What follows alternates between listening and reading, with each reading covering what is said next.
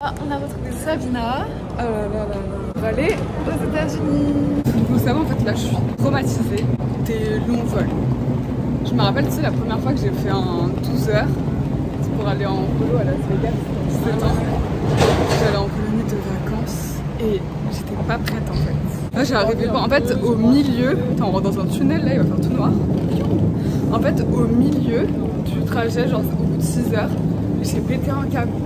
Genre je me suis dit mais attends, on a enfermé, j'ai plus d'air, genre je manquais d'air, je voulais tellement ouvrir la fenêtre mais bien sûr c'est pas possible. Du coup je me suis archi renseignée sur comment mieux vivre justement les vols long courrier. Je vais appliquer ces règles et je vais vous dire tout ça. Et aussi comment éviter le jet lag parce que il y a des choses à savoir. Déjà il faut savoir que le nombre d'heures de décalage horaire est égal au nombre de jours dont vous allez avoir besoin pour récupérer. Ça veut dire que, imaginons, là, on part à Los Angeles, à 12 heures de décalage en fait. Donc ça veut dire qu'on va mettre 12 jours à récupérer pleinement. C'est comme ça.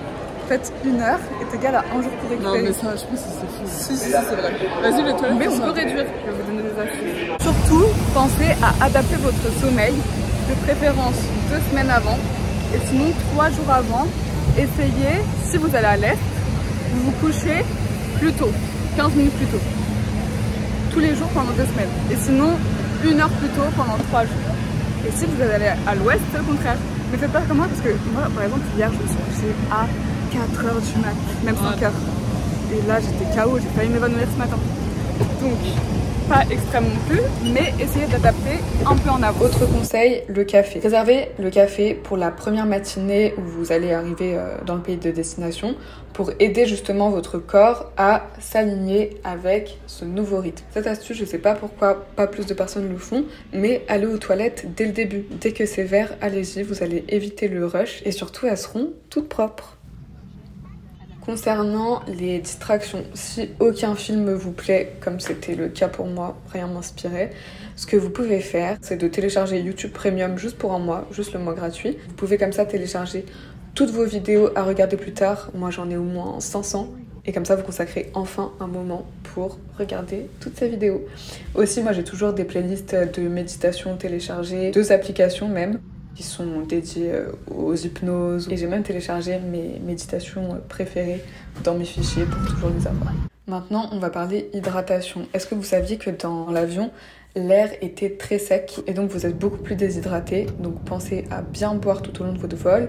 Et en parlant d'hydratation, pensez à hydrater aussi votre peau et vos lèvres parce que vous verrez que sinon, à l'arrivée, vous allez vous sentir desséché, mais vraiment. L'astuce du ABC. Est-ce que vous connaissez?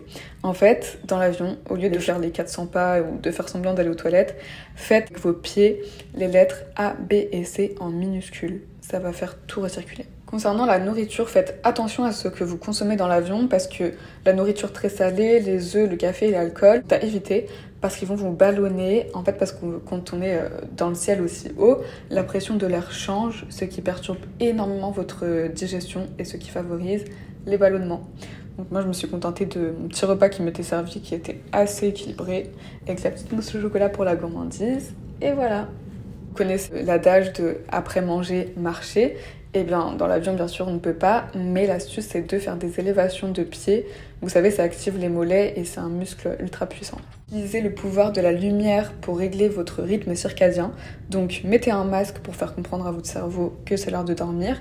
Et au contraire, quand vous devez être réveillé, exposez-vous au soleil. Ça a un impact énorme.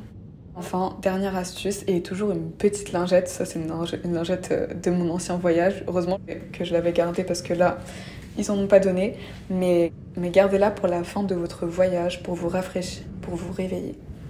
Et évidemment, portez des vêtements confortables, enlevez vos chaussures, apportez des snacks sains. Franchement, pour le prix auquel on paye nos billets, vous méritez de vous sentir à l'aise comme chez vous. Et voilà, on est arrivé aux États-Unis. Franchement, le vol s'est trop bien passé, c'est passé super vite. Et là, la dernière étape pour surmonter le jet lag, c'est... Attendez, je vous montre. C'est la mélatonine. La mélatonine, c'est ce qui va nous aider à nous endormir et retrouver le rythme. Parce que vous savez, c'est l'hormone du sommeil. Et vu que là, en France, il est censé être 8 h du matin, c'est là où on se réveille, bah, notre corps, il comprend pas pourquoi il devrait dormir maintenant. Mais la mélatonine, ça va forcer le corps à justement s'endormir parce que justement là le corps n'en produit pas. Voilà, c'est tout pour cette vidéo, j'espère qu'elle vous a plu, j'espère que vous serez moins jetlagués les prochaines fois que vous prendrez l'avion et que vous vivrez mieux vos longs vols. Je vous fais des gros bisous et je vous dis à bientôt.